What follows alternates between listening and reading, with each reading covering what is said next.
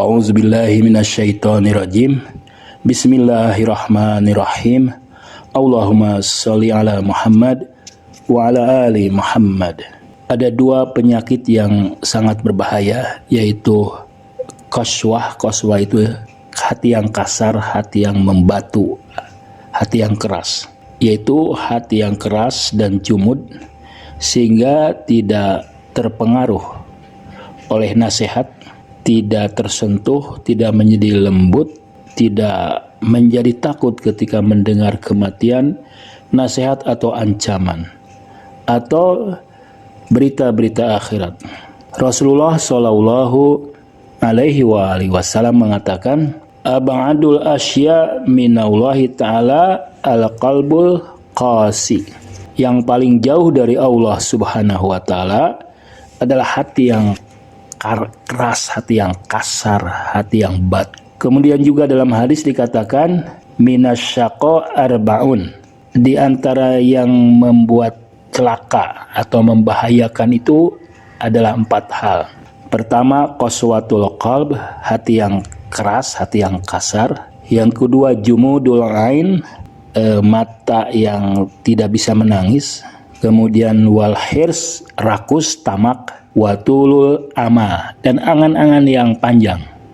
Hindarilah itu karena Allah, hindarilah ke sifat-sifat seperti itu, karena Allah mengatakan dalam hadis, wa'lamu annallaha la yakbalu du'a min qalbin ghafil. Ketahuilah bahwa Allah Subhanahu wa Ta'ala tidak bisa menerima doa dari yang hatinya lalai. Nah, itu ghaflah. Selain ghaflah itu qaswah. Sekarang ghaflah. Ghaflah juga adalah hal yang tercela dan juga membahayakan. Al-ghafil itu yaitu yang tidak bisa memanfaatkan, tidak terpengaruh, tidak sadar jika datang nasihat atau ancaman-ancaman atau peringatan-peringatan, tidak memperhatikan, dia lalai, dia sibuk dengan hal-hal yang tidak penting, dengan permainan dunia, dengan alat-alat yang bisa melalaikan dari akhirat. Wattiba hawa, dan pada ujungnya sebetulnya dia mengikuti keinginan rendahnya, mengikuti hasrat liar atau rendahnya, yaitu hawa nafsu. Karena itu Allah mengatakan kepada Rasulullah, wazkur rabbaka fi nafsika tadarruan wa khifata wa dunal jahri minal qawli wal guduwi wal asal wala takum minal ghafilin. Janganlah jadi orang-orang yang lalai. Janganlah jadi orang-orang yang lalai. Bahkan kita dilarang untuk mengikuti orang-orang yang lalai. Allah mengatakan wala tuti' man aghfalna qalbah an dzikrina wattaba hawahu wa kana amruhu furuta. Janganlah kamu mengikuti, menaati orang-orang yang kami lalaikan hatinya dari mengingat kami dan mengikuti hawa nafsunya. Salah satu ciri ghaflah atau lalai misalnya, seseorang atau kita membaca Al-Quran atau menyimak, mendengarkan, tapi tidak mentadaburinya, tidak menganalisa maknanya, tidak berusaha memahami makna-maknanya, dan juga tidak serius memperhatikan perintah-perintah ayat-ayat Al-Quran dan larangan-larangannya. Seharusnya kita concern memperhatikan perintah-perintah dan larangan-larangannya. Kemudian juga nasihat-nasihatnya dan ancaman-ancamannya. Al-Quran mengatakan dalam surah Al-Qasas ayat 50, dan siapakah yang lebih sesat daripada orang yang mengikuti hawa nafsunya dengan tidak mendapat petunjuk dari Allah Subhanahu wa Ta'ala sedikit pun. Imam Ali bin Abi Thalib mengatakan, betapa banyaknya akal yang menjadi tawanan hawa nafsunya. Beliau juga mengatakan, sungguh ada 2 hal yang aku khawatirkan dari kebanyakan kalian, yaitu mengikuti hawa nafsu dan memiliki angan-angan yang panjang. Hawa nafsu adalah kecenderungan atau keinginan yang rendah. Dalam bahasa Al-Quran, keinginan yang rendah itu disebut dengan hawa nafsu.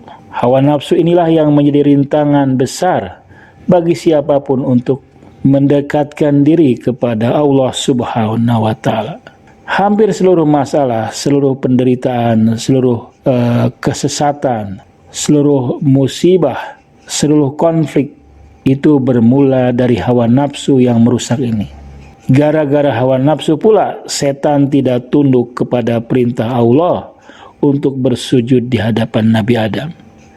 Anda tahu Kabil membunuh saudara kandungnya sendiri Habil? Dan mengapa putra Nabi Nuh meninggalkan ayahnya meskipun ayahnya adalah seorang nabi dan sebagainya. Inilah bahayanya hawa nafsu yang berada di dalam diri kita. Jadi musuh kita yang sebenarnya adalah diri kita, yaitu hawa nafsu. Teman-temanku, sahabat-sahabatku yang budiman, hawa nafsu juga merusak seseorang hingga orang itu seperti seekor anjing. Dalam tafsir Al-Mizan dan juga diriwayatkan oleh tafsir Al-Burhan, digambarkan bagaimana seorang spiritualis, seorang ruhani, yaitu bernama Ba'lam bin Baura, seorang sufi, katakanlah seorang ruhani yang hidup pada masa Nabi Musa alaihissalam dan memiliki tingkat spiritualitas yang tinggi. Bahkan dalam sebuah hadis diriwayatkan dari Imam Ridho, ia bisa mengetahui Ismul A'zam, asma agung Allah. Namun sayangnya hawa nafsu membuat Ba'lam bin Baura malah mendukung Fir'aun, dan spiritualitas pun jatuh. Ruhani ia jatuh, tidak berarti. Wassalamualaikum warahmatullahi wabarakatuh.